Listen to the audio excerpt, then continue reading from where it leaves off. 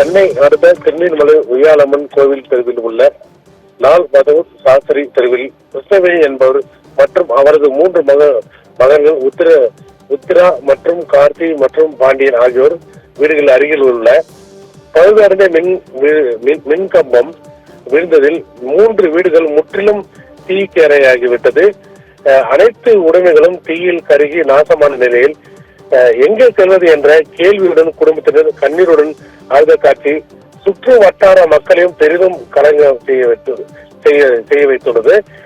இக்கம்பம் கடந்த 3 வருடங்களாக பழுதடைந்த நிலையில் இருந்ததாகவும் பல முறை மின் வாரியத்திடம் புகார் அளித்தும் எந்த விதமான நடவடிக்கையும் எடுக்கப்படவில்லை என பொதுமக்கள் ஒரு கடும் வேதனையுடன் தெரிவிக்கின்றனர்.